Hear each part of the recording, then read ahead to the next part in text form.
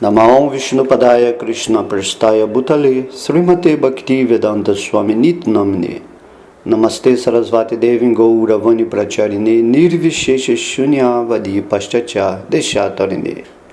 Oferecemos nossas reverências à sua divina graça, Srila Prabhupada, que é muito querido pelo Senhor Krishna por ter se rendido a seus pés de lótus. Haribol, hoje vamos falar o 14º capítulo do livro de Krishna, intitulado O Senhor Brahma oferece orações ao Senhor Krishna.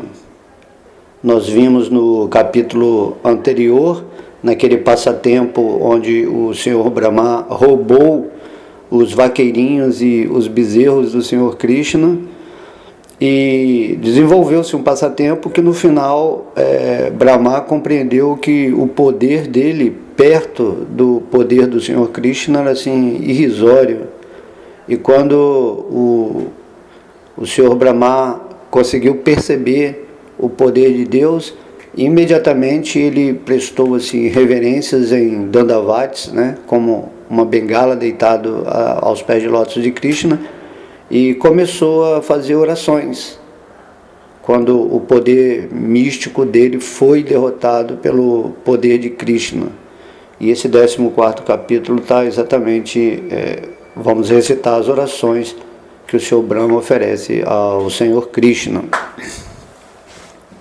Então, Brahma, assim com muita humildade, disse a Krishna: meu querido Senhor, você é o único Senhor Supremo, adorável, a personalidade de Deus. Por isso, ofereço-lhe minhas humildes reverências e orações para comprazê-lo. Suas feições corpóreas são da cor das nuvens cheias de água. Você brilha com uma aura elétrica prateada que emana de suas roupas amarelas. Deixe-me oferecer repetidamente minhas respeitosas reverências ao filho de Maharaja Nanda, que se encontra diante de mim com o búzio, brincos e uma pena de pavão sobre sua cabeça. Que belo é o rosto dele! Ele usa um elmo, está enguirlandado com flores silvestres e tem um bocado de comida em sua mão. Um cajado e uma cornetinha o enfeitam, e ele leva consigo um chifre de búfalo, uma flauta. Ele se encontra diante de mim com seus pezinhos de lótus. Meu querido Senhor, as pessoas podem dizer que eu sou o mestre de todo o conhecimento védico, suposto que eu sou o criador deste universo. Mas agora está provado que não sou capaz de compreender sua personalidade, embora você esteja presente diante de mim, tal qual uma criança. Você está brincando com os seus amiguinhos bezerros e vacas, o que podia dar a entender que você não tem nem sequer educação suficiente. Você está parecendo um aldeãozinho, segurando sua comida na mão e procurando por seus bezerros. E ainda assim, há tanta diferença entre o seu corpo e o meu, que não sou capaz de avaliar a potência de seu corpo. Como já declarei no Brahma Samhita, seu corpo não é material. No Brahma Samhita está declarado que o corpo do Senhor é completamente espiritual. Não há diferença entre o corpo e o eu do Senhor. Cada membro do corpo dele pode realizar as ações de todos os outros membros. O Senhor pode ver com as mãos, pode ouvir com os olhos, pode aceitar oferecimentos com as pernas e pode criar com a boca. Brahma continuou: você aparece como um pastorzinho de vacas para o benefício dos devotos. E, muito embora eu tenha cometido ofensas a seus pés de lótus, por ter roubado suas vacas, meninos e bezerros, posso compreender que você tem misericórdia de mim. Esta é sua qualidade transcendental. Você é muito afetuoso para com seus devotos. Apesar de sua afeição por mim, não sou capaz de avaliar a potência de suas atividades corpóreas. Deve-se compreender que se eu, o Senhor Brahma, a personalidade suprema deste universo, não sou capaz de apreciar o corpo de criança da suprema personalidade de Deus, que falar então de outras pessoas? E se eu não sou capaz de avaliar a potência espiritual de seu corpo de criança, que posso compreender então sobre seus passatempos transcendentais? Por isso, como se diz no Bhagavad Gita, qualquer pessoa que possa compreender um pouco dos passatempos transcendentais, do aparecimento e do desaparecimento do Senhor, torna-se imediatamente apta para entrar no reino de Deus após deixar o corpo material. Nos Vedas também se confirma esta declaração da seguinte maneira: uma pessoa que compreende a suprema personalidade de Deus pode superar a cadeia de repetidos nascimentos e mortes. Por conseguinte, recomendo que as pessoas não tentem compreendê-lo por intermédio do conhecimento especulativo delas. O melhor processo para compreendê-lo é abandonar submissamente o processo especulativo e tentar ouvir sobre você, seja de sua parte, pois no Bhagavad Gita e em muitas literaturas védicas similares você faz suas declarações, seja da parte de um devoto realizado que tenha se refugiado a seus pés de lótus. É preciso ouvir da parte de um devoto, sem fazer especulação. Não precisamos nem mesmo mudar nossa posição material.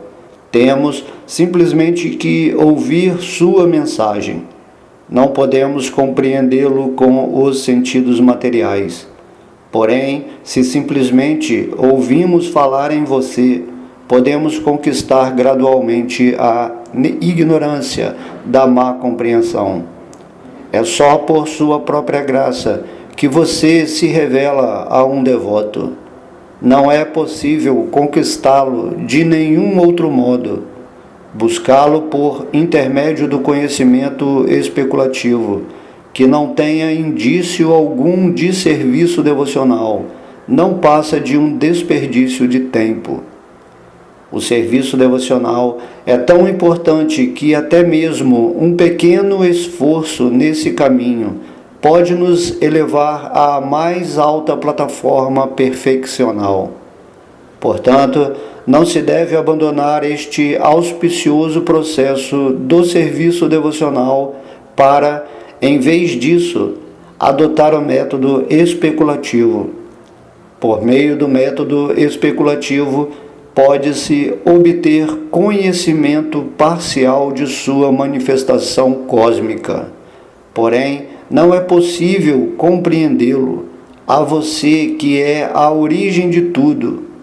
A tentativa das pessoas que só estão interessadas no conhecimento especulativo não passa de esforço desperdiçado, que é como o esforço de uma pessoa que tenta tirar algo de uma casca de arroz vazia. Com uma debulhadora é possível debulhar uma pequena quantidade de arroz com casca, e daí pode-se obter alguns grãos de arroz.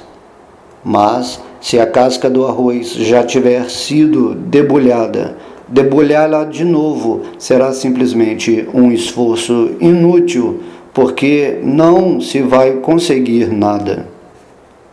Meu querido Senhor, há muitos casos na história da sociedade humana de pessoas que, apesar de não terem conseguido alcançar a plataforma transcendental, ocuparam-se no serviço devocional com o corpo, a mente e as palavras, e desse modo alcançaram o mais elevado estado perfeccional, que é a admissão em sua morada.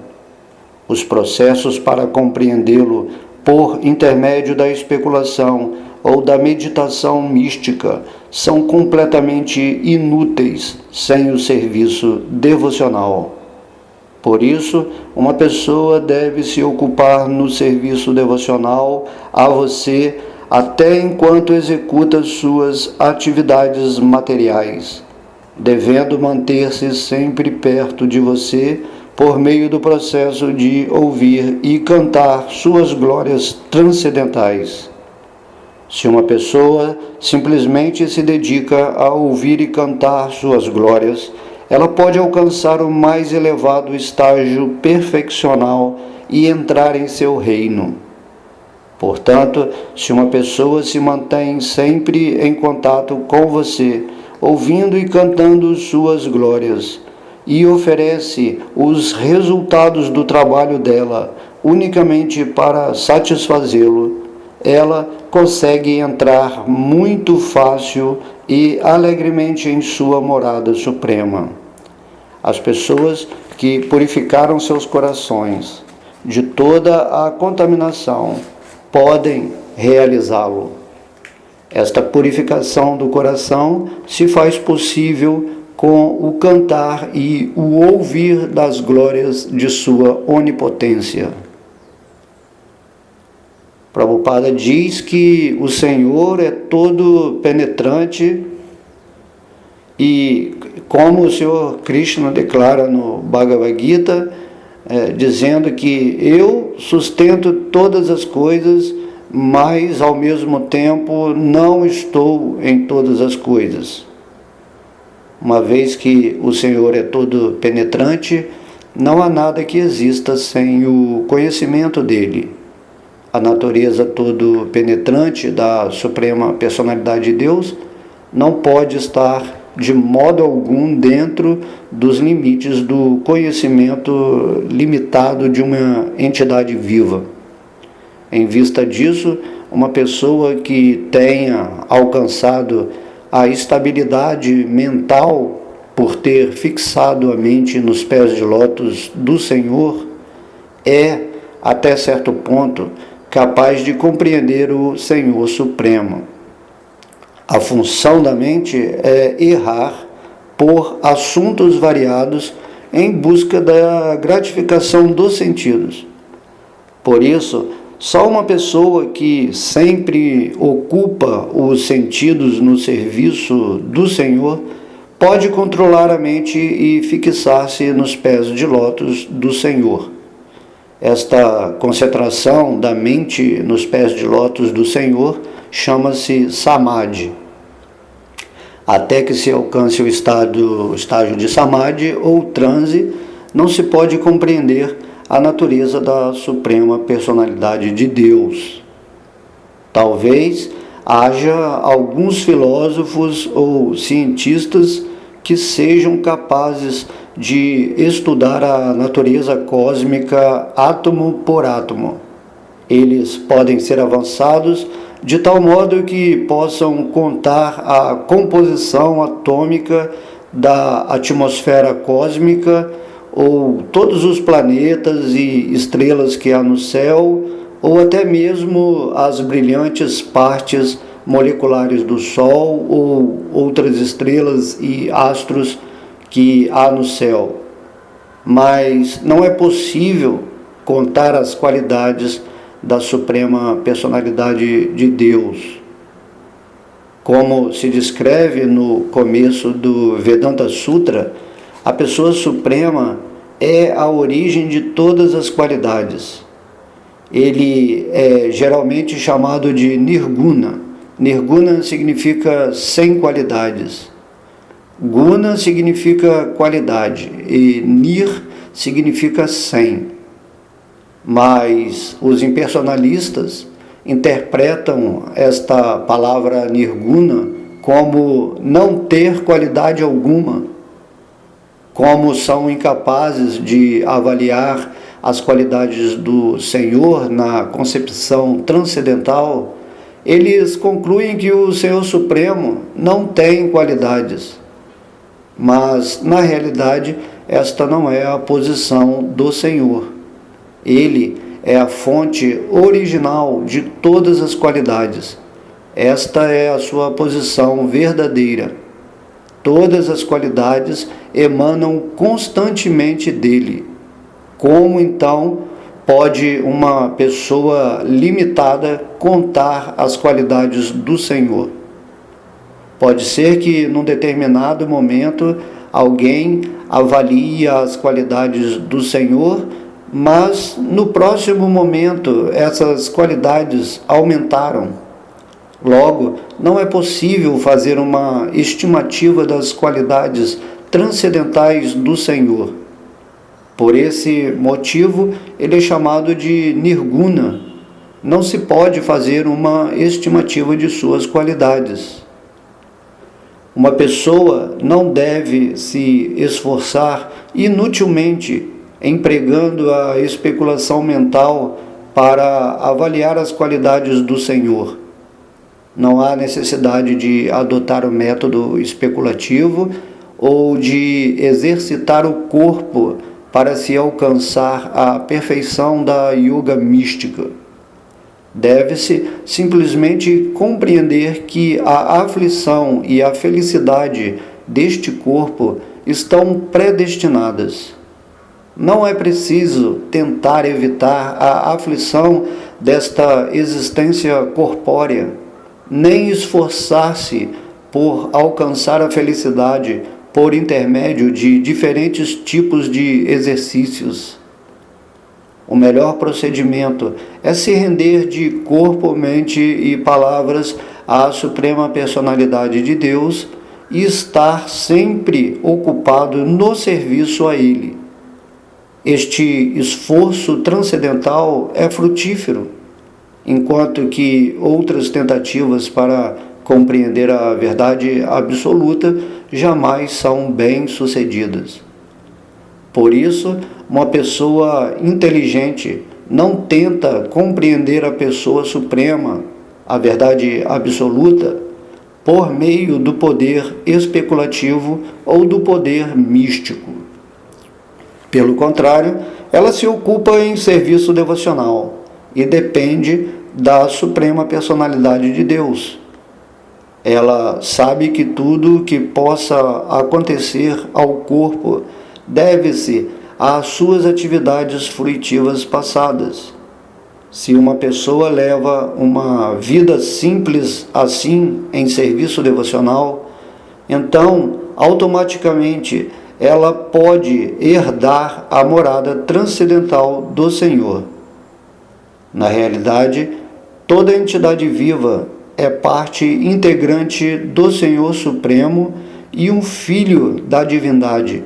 Cada um tem o direito natural de herdar e compartilhar dos prazeres transcendentais do Senhor.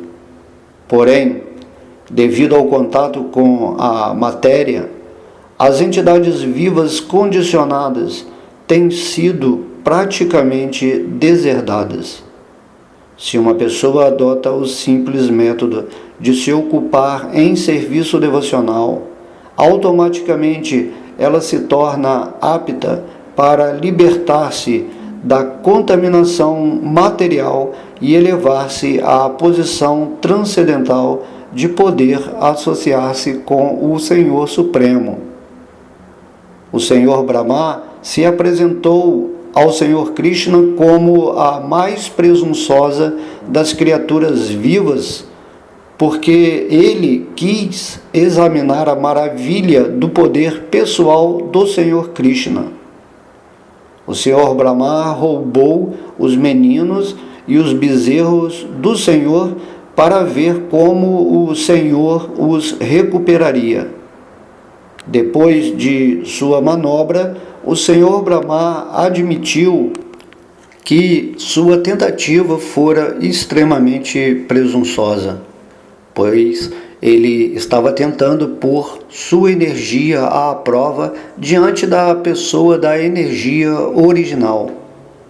Quando deu-se conta da realidade, o Senhor Brahma percebeu que, embora fosse uma criatura viva poderosíssima, segundo a opinião de todas as demais criaturas vivas que existem neste mundo material, seu poder não era nada em comparação com o poder e a energia da Suprema Personalidade de Deus.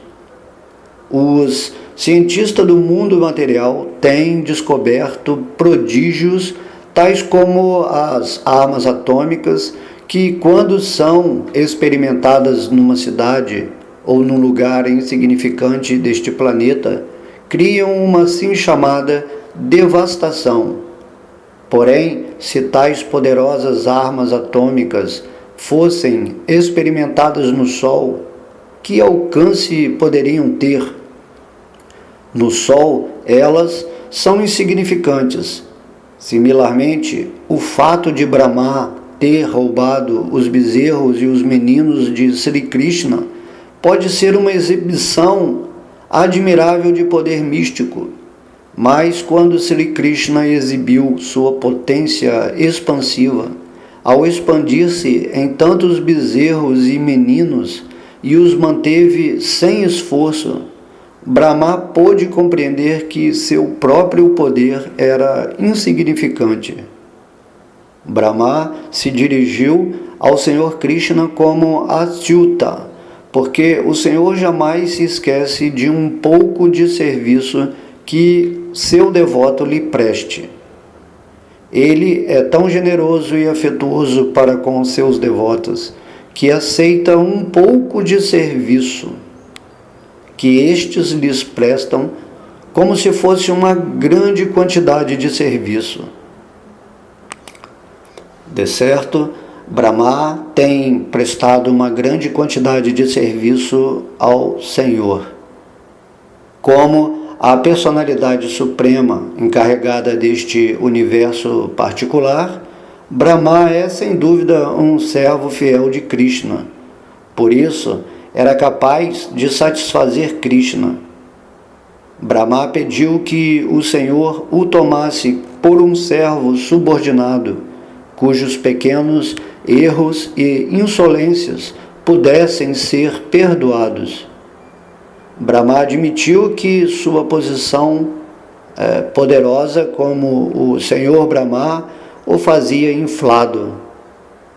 Por ser a encarnação qualitativa do modo da paixão neste mundo material, isto era natural para ele e por isso cometeu o erro. Mas, no final das contas, o Senhor Krishna bondosamente sentiria compaixão por seu subordinado e perdoá-lo-ia por seu erro grosseiro. O Senhor Brahma compreendeu sua verdadeira posição. Ele é certamente o mestre supremo deste universo, encarregado da produção da natureza material, que consiste em todos os elementos materiais: o falso ego, o céu, o ar, o fogo, a água e a terra. Embora este universo seja gigantesco, ele pode ser medido. Assim como avaliamos que nosso corpo tem 7 cúbitos. De um modo geral, calcula-se que a medida do corpo de cada pessoa é de 7 cúbitos de nosso braço. Este universo particular pode parecer um corpo muito gigantesco, porém, para o Senhor Brahma, mede nada mais que 7 cúbitos. Além deste universo, há um número ilimitado de outros universos que estão fora da jurisdição deste Senhor Brahma particular.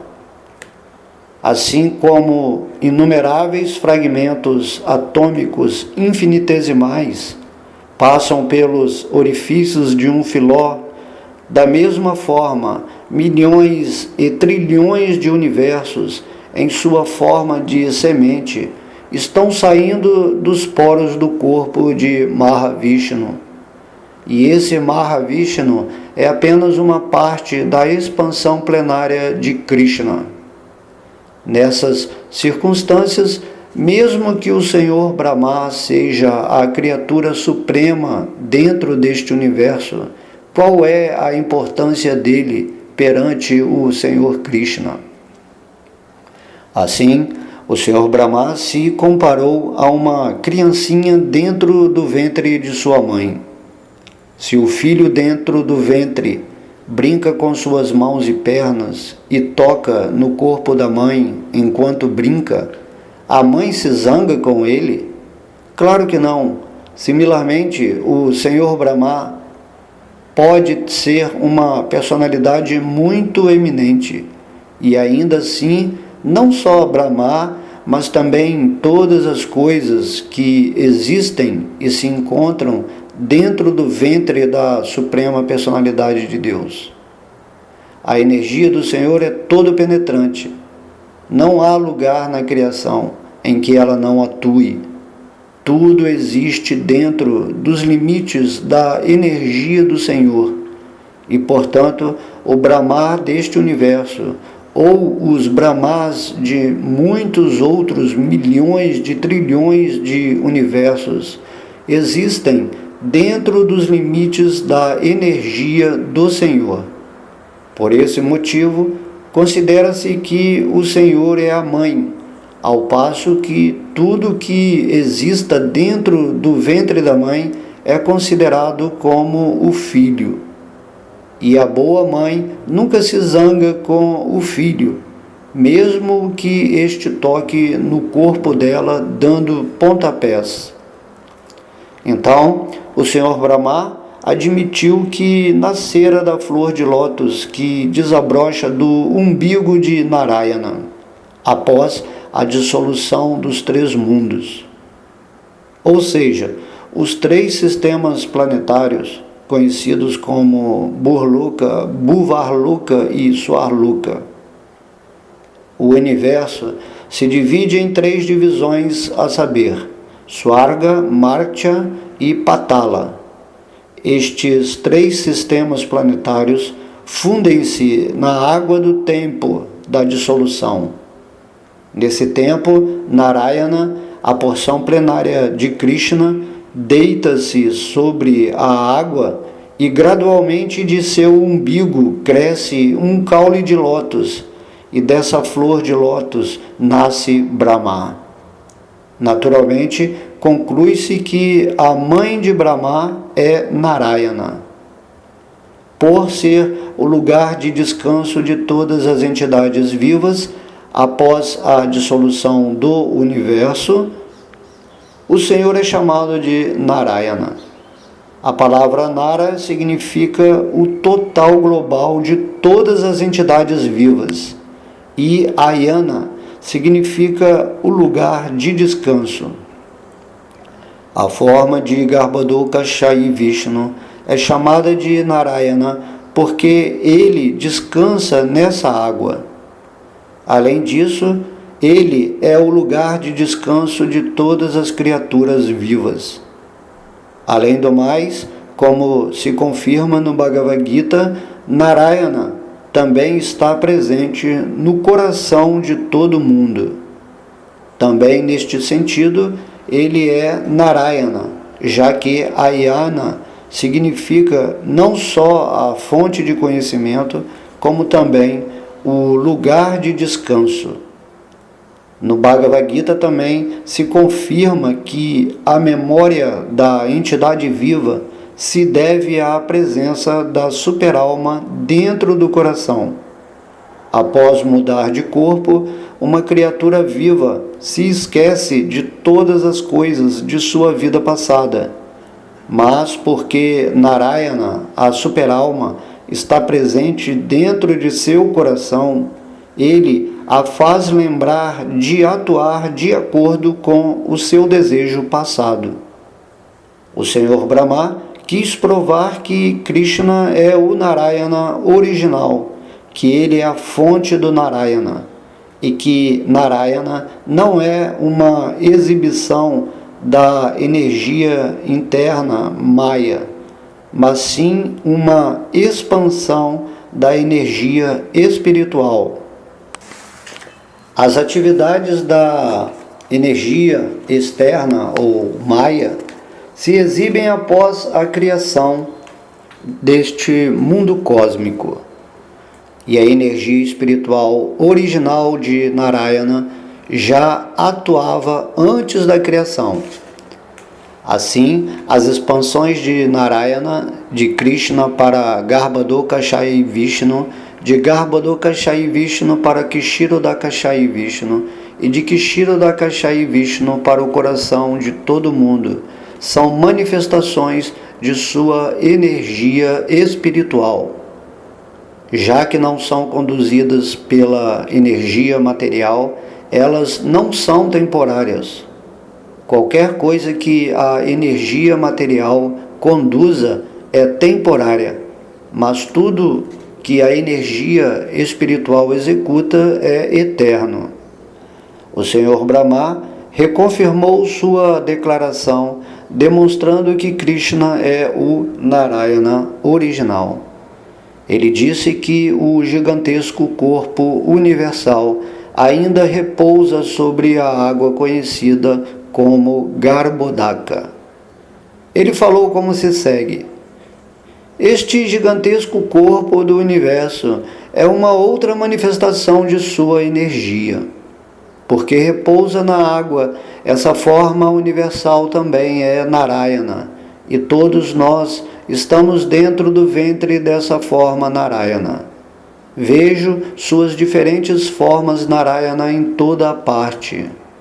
Posso vê-lo na água, posso senti-lo dentro de meu coração, e agora também posso vê-lo diante de mim. Você é o Narayana original. Meu querido Senhor, nesta encarnação, você prova que é o controlador supremo de Maya.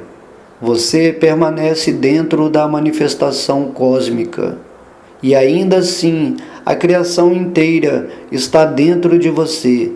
Você já provou este fato quando exibiu toda a criação universal dentro de sua boca perante sua mãe Yashoda.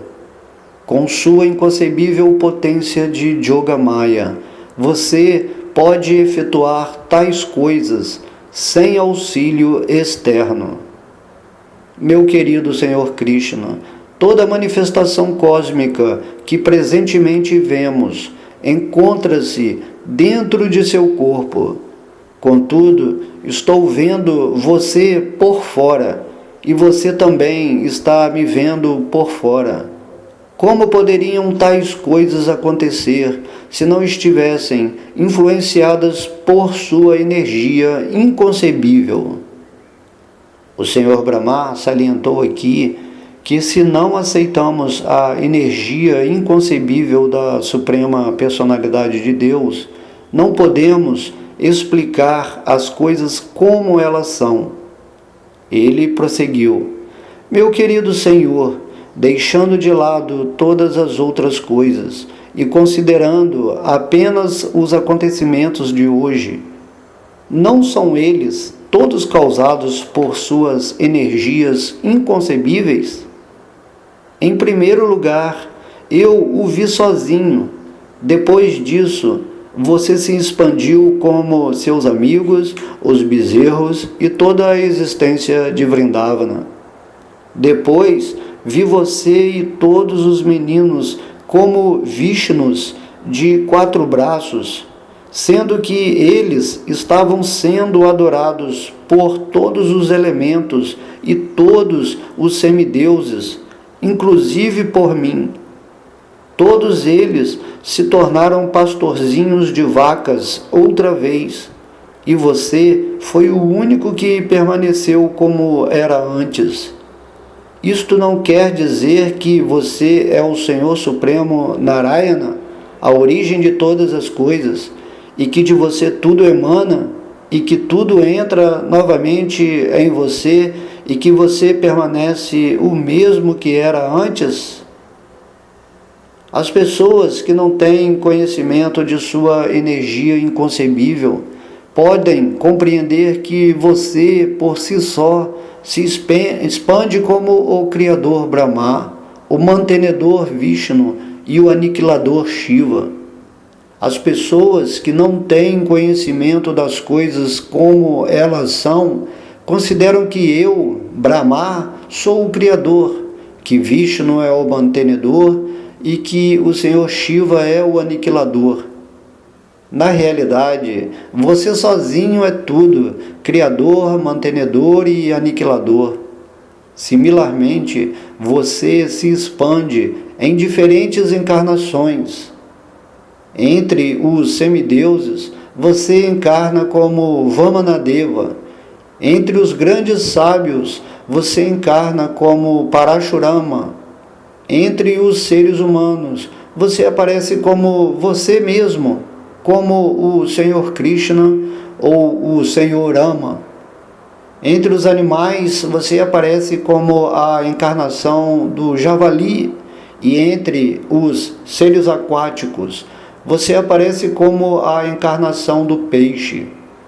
E ainda assim, você não tem aparecimento. Você é sempiterno. Sua energia inconcebível possibilita o seu aparecimento e o seu desaparecimento, simplesmente para dar proteção aos devotos fiéis e aniquilar os demônios. Ó meu Senhor, ó Suprema Personalidade de Deus, todo penetrante, ó Superalma, controlador de todos os poderes místicos, ninguém pode apreciar os passatempos transcendentais que você exibe nestes 3 mundos. Ninguém pode calcular como você expande a sua Yogamaya e sua encarnação, e como você atua por intermédio de sua energia transcendental. Meu querido Senhor, toda esta manifestação cósmica é como um sonho de momento, cuja existência temporária simplesmente perturba a mente. O resultado é que, nesta existência, estamos cheios de ansiedade. Viver neste mundo material significa simplesmente sofrer, padecer todas as misérias. E, todavia, esta existência temporária do mundo material parece ser agradável e querida por ter se desenvolvido de seu corpo, que é eterno e pleno de bem-aventurança e conhecimento. Portanto, minha conclusão é que você é a alma suprema, a verdade absoluta e a suprema pessoa original. E ainda que por meio de suas potências transcendentais inconcebíveis, você tenha se expandido em tantas formas de Vishnu, ou em entidades vivas e energias, você é o Supremo, único e inigualável. Você é a Superalma Suprema. As inumeráveis entidades vivas são simplesmente como centelhas do fogo original. Sua onipotência aceita-se indevidamente que a concepção da superalma é impessoal, pois posso ver que você é a pessoa original. Pode ser que uma pessoa com um pobre fundo de conhecimento pense que você, porque é filho de Nanda Maharaj, você não é a pessoa original, que você nasce tal qual um ser humano. Mas eles estão enganados. Você é a pessoa original verdadeira. Esta é a minha conclusão. Apesar de você ser o filho de Nanda, você é a pessoa original. E não há dúvida quanto a isso. Você é a verdade absoluta e não pertence a esta escuridão material. Você é a fonte não só do Brahma Jyoti original, como também dos astros materiais. Sua refulgência transcendental é idêntica ao Brahma-jyoti. Como se descreve no Brahma Samhita, o Brahma-jyoti nada mais é que sua refulgência corpórea pessoal. Existem muitas encarnações de Vishnu e encarnações de suas diferentes qualidades, mas essas encarnações não estão todas na mesma posição. Você é a lamparina original. As outras encarnações podem possuir a mesma potência iluminante que a lamparina original, mas a lamparina original é o princípio de toda a luz.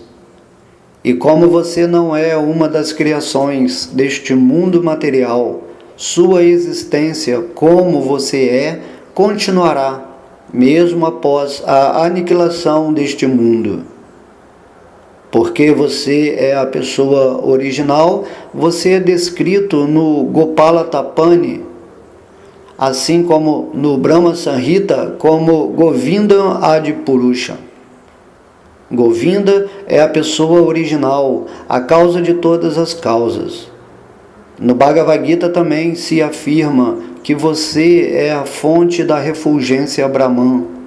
Ninguém deve concluir que seu corpo é como um corpo material comum. Seu corpo é Akshara, indestrutível. O corpo material está sempre cheio das 3 classes de misérias, mas seu corpo é Satchitananda Vigraha, pleno de existência, bem-aventurança, conhecimento e eternidade. Você também é Niranjana, porque seus passatempos, como o filhinho de mãe de Ashoda ou o senhor das Gopis, nunca são contaminados pelas qualidades materiais. E ainda que você tenha se exibido em tantos pastorzinhos, bezerros e vacas, sua potência transcendental não se reduz. Você é sempre completo. Como se descreve na literatura védica, mesmo que se tire o completo do completo, a suprema verdade absoluta, este ainda permanece como o completo, a suprema verdade absoluta. E embora se veja muitas expansões do completo, o completo é único e inigualável. Uma vez que todos os seus passatempos são espirituais, não há possibilidade de que os modos materiais da natureza o contaminem. Quando você se subordina a seu pai e sua mãe, Nanda e Jashoda, sua potência não se reduz. Esta é uma expansão da sua atitude amorosa para com os seus devotos. Não há uma outra identidade capaz de competir com você. Uma pessoa com um pobre fundo de conhecimento conclui que os seus passatempos e o seu aparecimento são apenas designações materiais. Como se confirma no Gopala Tapani, você é transcendental tanto à ignorância quanto ao conhecimento. Você é a Amrita, o néctar da imortalidade, original, o indestrutível. Como se confirma nos Vedas, Brahman é eterno, a origem suprema de todas as coisas, o qual não nasce nem morre. Nos Upanishads está declarado que o Brahman Supremo é tão refulgente quanto o Sol e é a origem de todas as coisas. E que qualquer pessoa que possa compreender essa pessoa original se libera da vida condicionada material. Qualquer pessoa que seja capaz de simplesmente se apegar a você através do serviço devocional pode conhecer a sua posição verdadeira, seu nascimento, aparecimento, desaparecimento e atividades. Como se confirma no Bhagavad Gita, uma pessoa que simplesmente compreende sua posição constitucional, seu aparecimento e seu desaparecimento, pode se elevar imediatamente ao reino espiritual após abandonar este presente corpo. Por esse motivo, uma pessoa inteligente que se refugia a seus pés de lótus para atravessar o oceano da ignorância material e se transfere facilmente ao mundo espiritual. Há muitos assim chamados meditadores que não sabem que você é a alma suprema. Como se declara no Bhagavad Gita, você é a alma suprema que está presente no coração de todo mundo. Portanto, não há necessidade de se meditar em algo além de você. Uma pessoa que esteja sempre absorta meditando em sua forma original de Krishna atravessa facilmente o oceano da ignorância material. Mas as pessoas que não sabem que você é a alma suprema permanecem neste mundo material, apesar da assim chamada meditação delas. Se, através da associação com seus devotos, uma pessoa toma conhecimento de que o Senhor Krishna é a superalma original, então é possível que ela atravesse o oceano da ignorância material. Tomemos, por exemplo, uma pessoa que se torna transcendental ao equívoco de pensar que uma corda é uma serpente. Logo que compreende que a corda não é uma serpente, ela se libera do temor. Por conseguinte, se uma pessoa o compreende através de seus ensinamentos pessoais, que são apresentados no Bhagavad Gita, ou através dos ensinamentos de seus devotos puros, que são apresentados no Srimad Bhagavatam e em todas as literaturas védicas, se uma pessoa realiza que você é a meta última da compreensão, esta pessoa não precisa mais temer esta existência material. A assim chamada liberação e o assim chamado cativeiro não tem significado para uma pessoa que já esteja ocupada em seu serviço devocional. Assim como uma corda não amedronta uma pessoa que sabe que a corda não é uma serpente. Como um devoto sabe que este mundo material pertence a você, ele emprega todas as coisas em seu serviço transcendental amoroso. Deste modo, para ele não há cativeiro. Para uma pessoa que já se encontra no planeta Sol, o aparecimento e o desaparecimento do Sol em lugar do dia ou da noite estão fora de cogitação. Também se diz que você, Krishna, é como o Sol e Maya é como a escuridão. Quando o Sol está presente, a escuridão está fora de cogitação. Assim, para aqueles que estão sempre em sua presença, o cativeiro ou a liberação estão fora de cogitação. Tais pessoas já estão liberadas.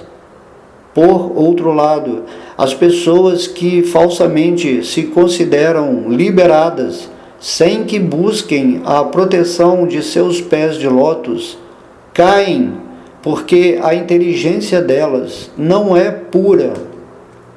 Portanto, é muito lamentável a condição de alguém que pensa que a superalma é algo diferente de sua personalidade e desta maneira busca a superalma em alguma outra parte, na floresta ou nas cavernas dos Himalaias. No Bhagavad Gita, você ensina que devemos abandonar todos os outros processos de autorrealização e simplesmente nos render a você. pois render-se a você é absoluto. Como você é o Supremo em todas as coisas, aqueles que estão buscando a refulgência Brahman também o estão buscando. E aqueles que estão buscando a realização da superalma também o estão buscando. Você declara no Bhagavad Gita que você mesmo, por intermédio de sua representação parcial como a superalma, entra nesta manifestação cósmica material. Você está presente no coração de todo mundo, não havendo necessidade de se buscar a superalma em alguma outra parte. Se alguém faz isso, está simplesmente na ignorância. Uma pessoa que seja transcendental a tal posição compreende que você é ilimitado. Você está tanto dentro quanto fora. Você está presente em toda a parte. Em vez de procurar pela superalma em alguma outra parte, um devoto concentra sua mente unicamente em você, que se encontra dentro dele. Na realidade, uma pessoa que esteja liberada do conceito material da vida pode procurar por você. Os demais não podem. A analogia em que se considera que a corda é uma serpente se aplica apenas àqueles que ainda o ignoram. Na realidade, a ideia de que existe uma serpente além da corda só está dentro da mente. Similarmente, a existência de Maya só está dentro da mente. Maya nada mais é que a ignorância de sua personalidade. Uma pessoa que se esquece de sua personalidade encontra-se no estado condicionado de Maya. Portanto, quando uma pessoa está fixa em você, tanto interna como externamente, ela não se ilude. Alguém que tenha realizado um pouco de serviço devocional pode compreender suas glórias. Até mesmo uma pessoa que se esforça por alcançar a realização Brahman ou a realização Paramatma não pode compreender as diferentes características de sua personalidade, a menos que trilhe o caminho devocional. Uma pessoa pode ser o mestre espiritual de muitos impersonalistas, ou pode ir para a floresta, ou para uma caverna, ou uma montanha, e meditar como um eremita por muitos e muitos anos.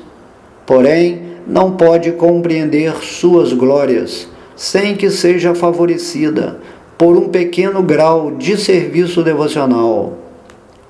Além disso, a realização de Brahman ou a realização de Paramatma não são possíveis, mesmo depois que se busca por muitos e muitos anos, a menos que a pessoa seja afetada pelo efeito maravilhoso do serviço devocional.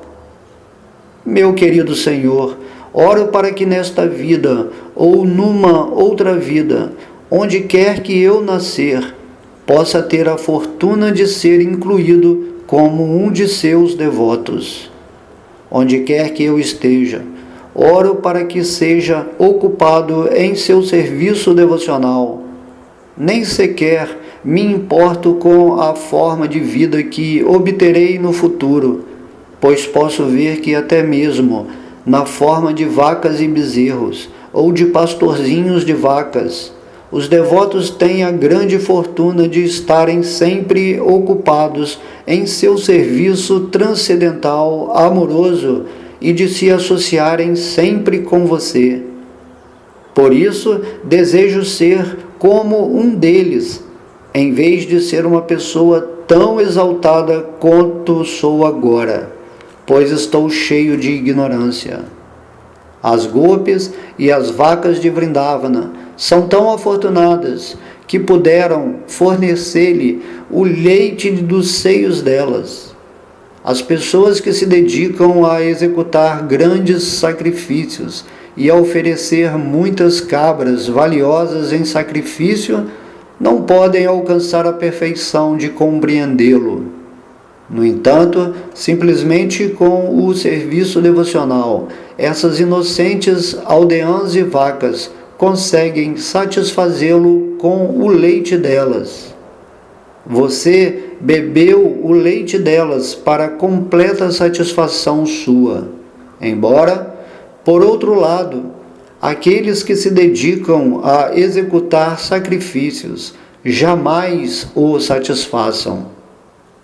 Por esse motivo, fico simplesmente admirado da posição afortunada de Nanda Maharaj, de mãe de Yashoda e dos pastores de vacas e das gopis, pois sei que você, a suprema personalidade de Deus, a verdade absoluta, está presente aqui como o mais íntimo objeto de amor deles.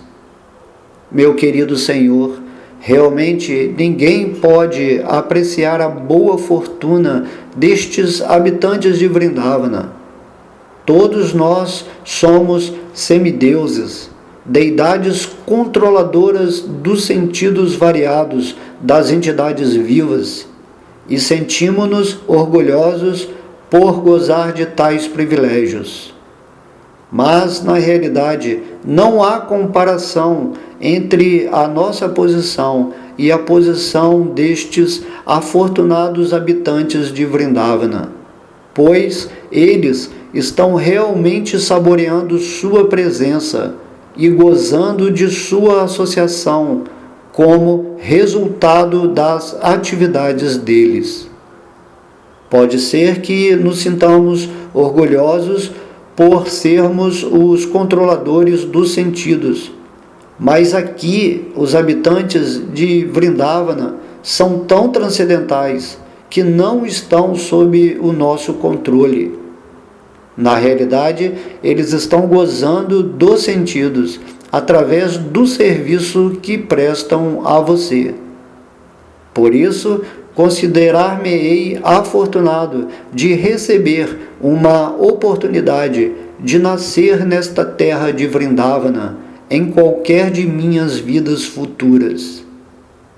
Meu querido Senhor, por esse motivo, não estou interessado em opulências materiais, nem na liberação.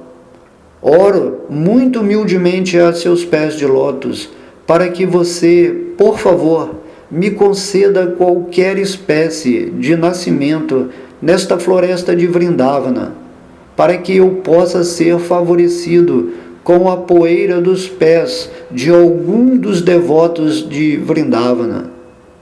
Mesmo se me for concedida a oportunidade de crescer como a humilde relva desta terra, este será um nascimento glorioso para mim.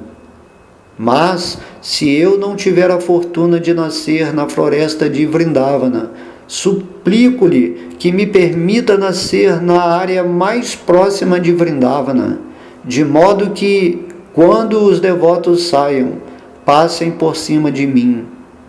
Até isso será para mim uma grande fortuna. Apenas aspiro a nascer numa posição em que possa ser coberto pela poeira dos pés dos devotos. Posso ver que todo mundo aqui está simplesmente pleno de consciência de Krishna. Eles não conhecem nada além de Mukunda.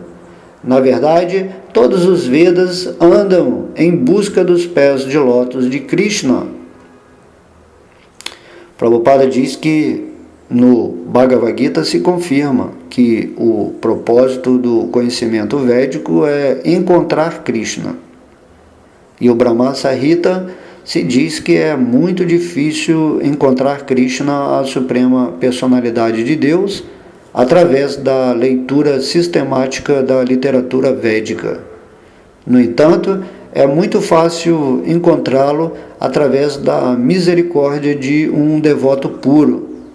Os devotos puros de Vrindavana são afortunados, porque podem ver Mukunda, o Senhor Krishna, durante todo o tempo. Esta palavra Mukunda pode ser interpretada de duas maneiras. Mukhi significa liberação. O Senhor Krishna pode dar a liberação e, por consequência, a bem-aventurança transcendental.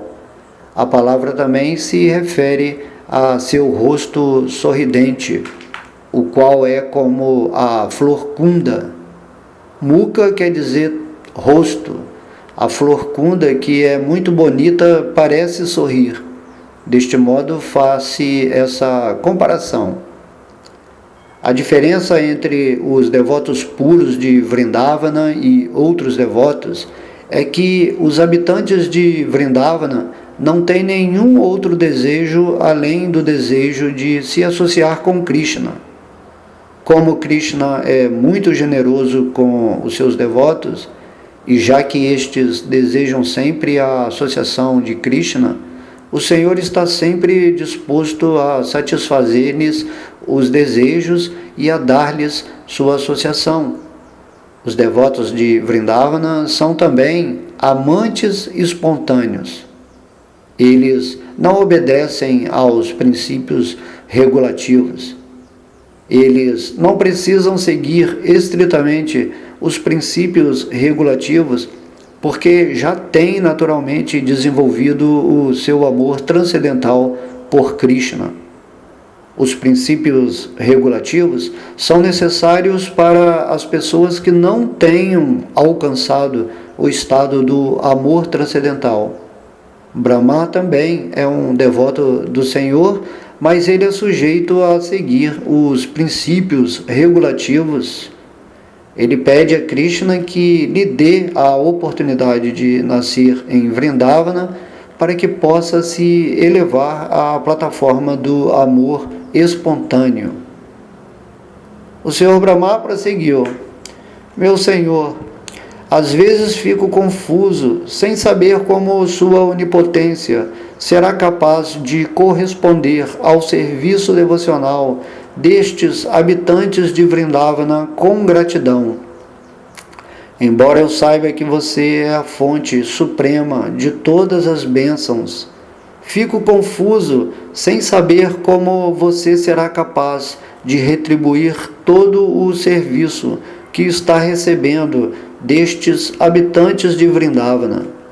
Fico pensando em quão bondoso, quão magnânimo você é, que até mesmo Putana, a qual chegou a enganá-lo disfarçando-se como uma mãe muito afetuosa, conseguiu a liberação e a real posição de uma mãe. Além disso, outros demônios pertencentes à mesma família, tais como Aghasura e Bakasura, também foram favorecidos com a liberação. Dessa maneira, estou perplexo. Estes habitantes de Vrindavana têm lhe dado tudo: seus corpos, suas mentes, seu amor, seus lares. Tudo está sendo utilizado para você. Então, como você será capaz de pagar-lhes esta dívida? Você já se entregou a Putana. Presumo que seu débito para com os habitantes de Vrindavana é eterno, pois que você não será capaz de retribuir-lhes o serviço amoroso. Meu Senhor, posso compreender que o superexcelente serviço dos habitantes de Vrindavana se deve ao fato deles ocuparem-se espontaneamente todos os instintos naturais em seu serviço. Disse que o apego aos objetos materiais e ao lar se deve à ilusão, que condiciona a entidade viva no mundo material. Mas isto só acontece com as pessoas que não estão na consciência de Krishna. Em relação aos habitantes de Vrindavana, tais estorvos, como o apego ao lar e à família, não existem. Como dirigiram o apego deles para você e como transformaram o lar deles num templo, porque você está sempre presente, e como eles se esqueceram de tudo por sua causa, não há obstáculos. Para uma pessoa consciente de Krishna, não há obstáculos, tais como lar e família, nem tampouco há ilusão.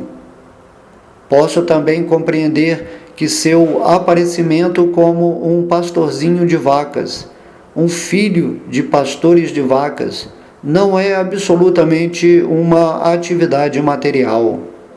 Você se sente tão obrigado à afeição deles, que está aqui para, com sua presença transcendental, inspirar-lhes mais serviço amoroso. Em Vrindavana não há distinção entre o material e o espiritual, porque tudo é consagrado a seu serviço amoroso. Meu querido Senhor, os seus passatempos de Vrindavana destinam-se simplesmente a inspirar seus devotos. Se alguém considerar que os seus passatempos de Vrindavana são materiais, desviar-se-á do bom caminho.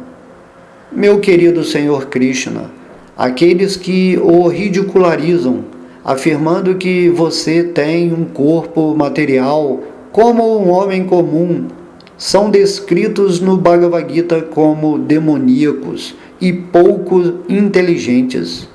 Você é sempre transcendental.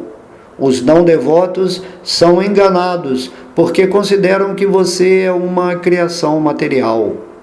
Na realidade, você assumiu esse corpo que se assemelha ao corpo de um pastorzinho de vacas comum, simplesmente para incrementar a devoção e a bem-aventurança transcendental de seus devotos. Meu querido Senhor, nada tenho a dizer sobre as pessoas que fazem propaganda de si mesmas, dizendo que já realizaram Deus, ou que através de sua realização, elas mesmas transformaram-se em Deus. Mas quanto a mim, admito francamente que não me é possível realizá-lo por intermédio de meu corpo, de minha mente ou de minhas palavras. Que posso eu dizer sobre você? Ou como posso realizá-lo com os meus sentidos?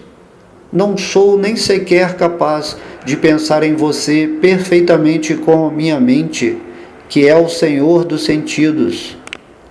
Nenhuma pessoa neste mundo material é capaz de compreender suas qualidades, suas atividades e seu corpo.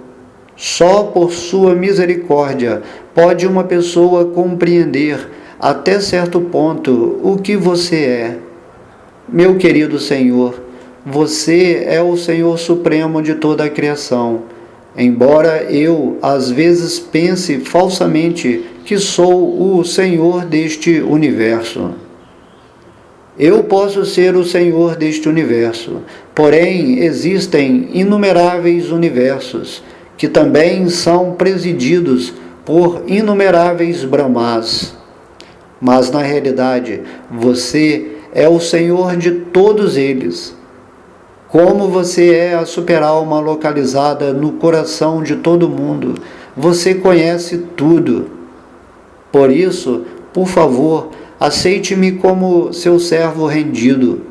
Espero que você me perdoe por tê-lo incomodado em seus passatempos, com seus amigos e seus bezerros. Agora, se você bondosamente me permitir, partirei imediatamente, de modo que você possa se divertir com seus amigos e bezerros sem a minha presença. Meu querido Senhor Krishna, o seu próprio nome sugere que você é completamente atrativo.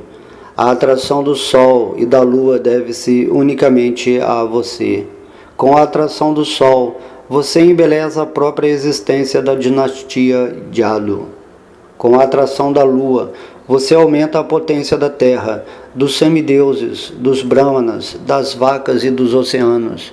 Por causa de sua atração suprema, demônios como Kamsa e outros são aniquilados. Portanto, minha conclusão, deliberada, é que você é a única deidade adorável na criação. aceite minhas humildes referências, pois até a aniquilação deste mundo material. Enquanto o sol brilhar neste mundo material, por favor, aceite minhas humildes reverências. Prabhupada diz: dessa maneira, após oferecer suas humildes e respeitosas reverências à Suprema Personalidade de Deus e de circungerá-lo 3 vezes, Brahma, o Senhor deste universo, estava pronto para regressar à sua morada, conhecida como Brahmaloka. Com um gesto seu, a Suprema Personalidade de Deus deu-lhe permissão para regressar. Logo que Brahma partiu, o Senhor Sri Krishna imediatamente apareceu, como havia feito no mesmo dia em que as vacas e os pastorzinhos de vacas tinham desaparecido. Krishna deixara seus amigos na margem do Jamuna enquanto estes almoçavam. E embora tivesse regressado exatamente 1 ano mais tarde, os pastorzinhos de vacas pensaram que ele havia regressado no intervalo de 1 segundo. Assim, são as diferentes energias e atividades de Krishna. No Bhagavad Gita se afirma que o próprio Krishna reside no coração de todo mundo e que ele causa tanto a memória quanto o esquecimento. Todas as entidades vivas são controladas pela energia suprema do Senhor, sendo que às vezes se lembram e às vezes se esquecem de sua posição constitucional. Estando controlados desta maneira, seus amigos não puderam compreender que estiveram ausentes da margem do Jamuna por 1 ano seguinte e que estiveram sob o encanto da ilusão de Brahma. Quando Krishna apareceu perante os meninos, eles pensaram: Krishna voltou num instante. Pensando que Krishna não estava com vontade de deixar a companhia deles, na hora do almoço, eles se riram, ficaram contentíssimos e convidaram-no. Querido amigo Krishna, você voltou tão rápido. Muito bem, até este momento não tínhamos começado o nosso almoço, nem sequer tomado um bocado de comida. Por isso, por favor, venha e junte-se a nós, para que comamos juntos. Krishna sorriu e aceitou o convite deles, e pôs-se a gozar da companhia de seus amigos na hora do almoço. Enquanto comia, Krishna pensava: esses meninos acreditam que eu regressei numa questão de segundo, mas não sabem que há 1 ano tenho estado envolvido com as atividades místicas do Senhor Brahma. Depois de terminarem seu almoço, Krishna e seus amigos e bezerros puseram-se de volta a seus lares em Vrajabhumi. No caminho, eles gostaram de ver a carcaça morta de Aghasura na forma de uma serpente gigantesca. Quando Krishna regressou à casa em Vrajabhumi, todos os habitantes de Vrindavana ouviram. Ele trazia uma pena de pavão em seu elmo, que além disso estava decorado com flores silvestres. Além disso, Krishna estava enguirlandado com flores e pintado com diferentes minerais coloridos tirados das cavernas da colina de Govardhana. A colina de Govardhana é sempre famosa por fornecer corantes vermelhos naturais, com os quais Krishna e seus amigos pintavam seus corpos. Cada um deles possuía uma cornetinha feita de chifre de búfalo, um cajado e uma flauta, e cada um chamava seus respectivos bezerros por seus nomes particulares. Os amigos de Krishna ficavam tão orgulhosos com as atividades maravilhosas de Krishna que, enquanto entravam na aldeia, celebravam todos as glórias de Krishna. Todas as gopis em Vrindavana viram o belo Krishna entrando na aldeia. Os meninos compuseram belas músicas descrevendo como foram salvos de serem engolidos pela grande serpente e como a serpente fora morta. Alguns descreviam Krishna como o filho de Yashoda e outros como filho de Nanda Maharaj. Diziam: ele é tão maravilhoso que nos salvou das garras da grande serpente e a matou. Mas eles mal sabiam que 1 ano se passara desde a morte de Aghasura. Com relação a isto, Maharaj Parikshit perguntou a Shukadeva Goswami como foi que os habitantes de Vrindavana desenvolveram subitamente tanto amor por Krishna, embora Krishna não fosse membro de nenhuma de suas famílias. Maharaj Parikshit perguntou: durante a ausência dos pastorzinhos de vaca originais, quando Krishna se expandiu, por que é que os pais dos meninos ficaram mais afetuosos para com ele do que eram para com seus próprios filhos? Por que também as vacas ficaram tão afetuosas para com os bezerros, mais do que eram para com seus próprios bezerros? Shukadeva Goswami disse a Maharaj Parikshit que, na realidade, todas as entidades vivas estão mais apegadas a si mesmas. A parafernália externa, como o lar, a família, os amigos, o país, a sociedade, a riqueza, a opulência e a reputação, é apenas secundária quando se trata de dar prazer à entidade viva. Estas coisas só satisfazem porque dão prazer ao eu. Por esta razão, nós somos egoístas e apegados a nosso corpo e a nosso eu mais do que somos, e a nossos parentes, como a esposa e os filhos, e a nossos amigos.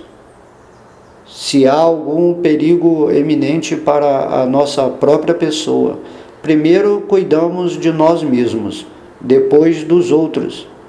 Isto é natural. Isto significa mais que qualquer outra coisa que nós amamos o nosso próprio eu. O próximo objeto importante de afeição, depois de nosso próprio eu, é o nosso corpo material. Uma pessoa que não tenha informação a respeito da alma espiritual é extremamente apegada a seu corpo material. Tanto que, inclusive na velhice, ela quer preservar o corpo, valendo-se de tantos processos artificiais, pensando que seu corpo velho e doente pode ser salvo.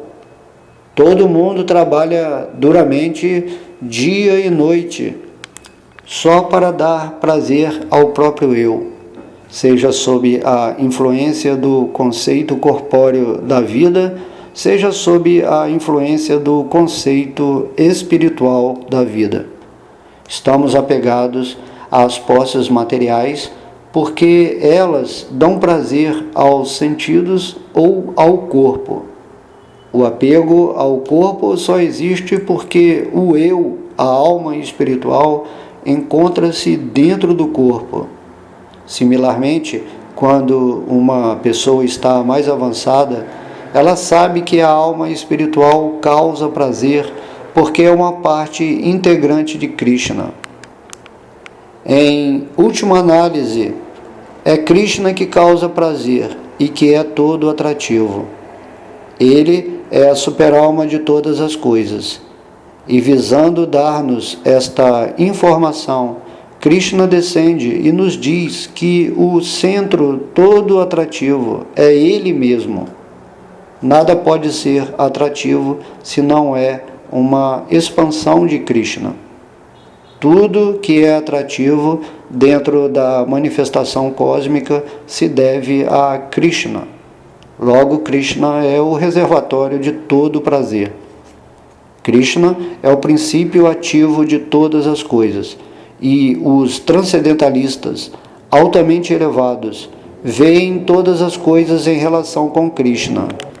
No Chaitanya Charitamrita se afirma que um Mahabhagavata ou um devoto altamente avançado vê Krishna como o princípio ativo em todas as entidades vivas, móveis e imóveis.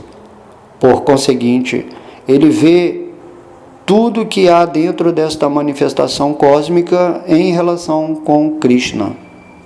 A pessoa afortunada que tenha se refugiado em Krishna, considerando-o como tudo, esta pessoa já tem a liberação. Ela não está mais no mundo material. Isto também está confirmado no Bhagavad Gita. Qualquer pessoa que esteja ocupada no serviço devocional de Krishna já se encontra na plataforma espiritual Brahma Bhuta. O nome Krishna em si já sugere piedade e liberação. Qualquer pessoa que se refugie aos pés de lótus de Krishna entra no barco que atravessa o oceano da ignorância. Para tal pessoa, esta vasta expansão da manifestação material se torna tão insignificante quanto a pegada de uma vaca. Krishna é o centro de todas as grandes almas e o apoio dos mundos materiais. Para uma pessoa que está na plataforma da consciência de Krishna, Vaikunta ou o mundo espiritual não está distante. Tal pessoa não vive no mundo material, onde a cada passo há perigo. Dessa maneira, Shukadeva Goswami explicou completamente a consciência de Krishna a Maharaj Parikshit. Inclusive, Shukadeva Goswami recitou ao rei as declarações e orações do Senhor Brahma. Estas descrições dos passatempos do Senhor Krishna com seus pastorzinhos de vacas, o seu almoço com eles na margem do Jamuna e as orações que o Senhor Brahma lhe ofereceu, são temas completamente transcendentais. Qualquer pessoa que ouvi-los, recitá-los ou cantá-los, seguramente terá todos os seus desejos espirituais satisfeitos. Assim se descreveu o aspecto infantil de Krishna se divertindo com Balarama em Vrindavana. Neste ponto, encerra-se o significado Bhaktivedanta do capítulo 14 de Krishna, intitulado O Senhor Brahma oferece orações ao Senhor Krishna. Então, vamos meditar nessas orações do Senhor Brahma a Krishna, porque o Senhor Brahma ele é o ser mais elevado do universo, né? Ele é o mestre espiritual de todo mundo.